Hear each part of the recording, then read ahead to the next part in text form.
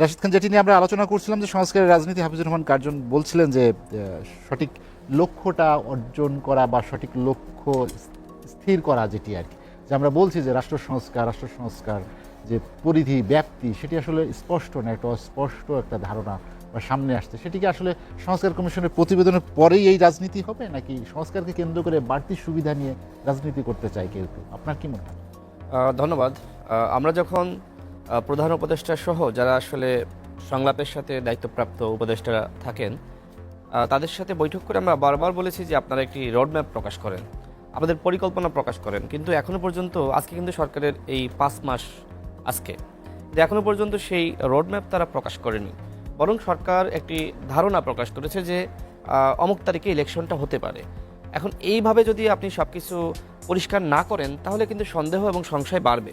দেখেন, এই সরকার যখন ক্ষমতায় বসলো সবাই কিন্তু সমর্থন দিয়েছে, বিএনপি, গণ অধিকার পরিষদ সহ প্রত্যেকটা দল এবং প্রত্যেকটা গোষ্ঠী, প্রত্যেকটা সংগঠন। আমার মনে হয় যে আওয়ামী লীগ ছাড়া এবং তার দশররা ছাড়া মোটামুটি বাংলাদেশের সবাই সমর্থন দিয়েছে। সেক্ষেত্রে 100% বলা যায় আওয়ামী লীগের বাইরে। তারপরেও সরকার দেখেন যে এত সমালোচনা, 1 মাস গেল, 2 মাস গেল, এখন তো সরকারের প্রত্যেকটা জায়গায় সমালোচনা। মানুষ এখন বলছে যে এই সরকার যা যা করেছে যদি আমরা বিচার করি সেক্ষেত্রে সরকার আসলে 10% সফল আর 90%ই আসলে সরকারের ব্যর্থতা। কারণ কি? কারণ এখনো পর্যন্ত আওয়ামী লীগের যারা অপরাধী তাদেরকে গ্রেপ্তার করতে পারেনি, শেখ পরিবারের যারা অপরাধী তাদেরকে গ্রেপ্তার করতে পারেনি। ওবায়দুল কাদের 3 মাস নিরাপদে বাংলাদেশে থাকলো, এরপরে পালিয়ে গেল। জেলার ডিসি এসপিরা ফাংশন করছে না। সচিবালয়ে আপনি যান, দেখবেন সেখানকার কর্মকর্তারা ফাংশন করছে না। ডিসি নিয়োগ, এসপি নিয়োগ নিয়ে যে ধরনের সমালোচনা আপনি জানেন, এবং সরকারের প্রত্যেকটা জায়গায় দেখেন আওয়ামী লীগের পুনর্বাসন চলছে। এখনো পর্যন্ত যেটি স্যার বললেন, স্যারের মতামত এটা, কিন্তু যারা গণ অভ্যুত্থানে অংশ নিয়েছে, নেতৃত্ব দিয়েছে, যারা দীর্ঘ 15 বছর জেল জুলুম নির্যাতনের শিকার, এমনকি যারা গুম খুনের শিকার হয়েছে সেই পরিবার, তাদের মতামত নেন। কেউ কিন্তু চায় না যে আওয়ামী লীগ বাংলাদেশে এই নামে আর রাজনীতি করুক। এখন এই বিষয়ে সিদ্ধান্ত কি হবে? সরকার কিন্তু বিএনপির ঘাড়ে বন্দুক রেখে তারা কিন্তু ইতিমধ্যে তাদের অবস্থান ক্লিয়ার করেছে যে বিএনপি চায় না, এই কারণে আমরা আওয়ামী লীগকে নিষিদ্ধ করতে চাই না।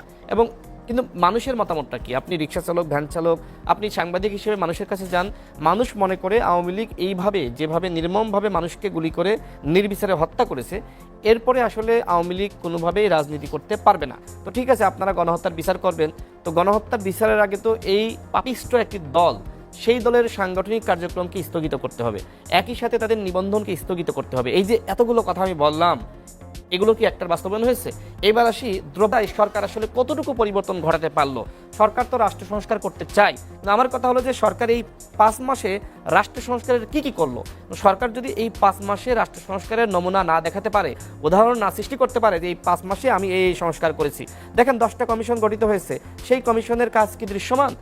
এই কমিশন জানুয়ারি মাসে শুনছি তারা প্রতিবেদন দিবে। জি, জানুয়ারি মাসে দিবে।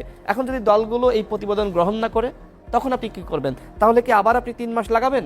তারপরে যদি আবার না পছন্দ করে আবার আপনি 3 মাস লাগাবেন?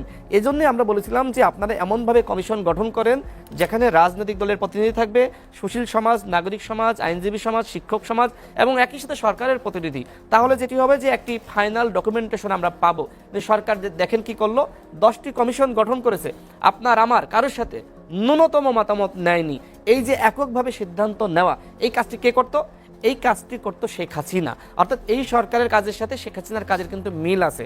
সরকার যখন নিজেকেই সংস্কার করতে পারছে না, এই যে 2 জন উপদেষ্টাকে পরবর্তীতে নিয়োগ দিল, কাদের মতামত নিয়েছে? কোনো গণভোট হয়েছে? বা ডক্টর ইউনূস ছাড়া, আসিফ নজরুল ছাড়া যারা আমাদের সাথে লড়াইয়ে বিভিন্ন সময় ছিল, তারা ব্যতীত যে সকল উপদেষ্টারা নিয়োগ পেয়েছে, তারা কিসের ভিত্তিতে, কোন মানদণ্ডের ভিত্তিতে নিয়োগ পেল? গত 15 বছরে তাদের অবদানটাকে এসে বাদ দিলাম 15 বছর, এই অভ্যুত্থানে এই উপদেষ্টাদের কয়জন রাষ্ট্রপতি ছিল? বিপ্লব পরবর্তী সরকার যদি আপনি এত দুর্বল মানসিকতার মানুষদের নিয়ে করেন, তাহলে আপনি যে রাষ্ট্র সংস্কার করতে চাচ্ছেন, আপনার বিপ্লবের চেতনা আপনি ধারণ, লালন এবং বাস্তবায়ন করতে চাচ্ছেন, এটি কোনোভাবেই সম্ভবপর নয়। দেখেন, বাংলাদেশে অনেকগুলো সরকার কিন্তু এসেছে। তত্ত্বাবধায়ক সরকার ছিল, আওয়ামী লীগ ছিল, বিএনপি ছিল, জাতীয় পার্টি ছিল, বা প্রেসিডেন্ট জিয়াউর রহমান ছিল, বা শেখ মুজিব ছিল। বাংলাদেশের এই 54 বছরের ইতিহাসে সব থেকে দুর্বলতম সরকার হলো ডক্টর ইউনূস সরকার। এবং ইউনূস সরকার কিন্তু তিনি কিন্তু এটি স্বীকার করে নিয়েছেন যে আমাদের অনেক ভুল আছে, আমাদের যদি কপালে লেগে যায় ভালো, আর যদি না লেগে যায় তাহলে কপাল।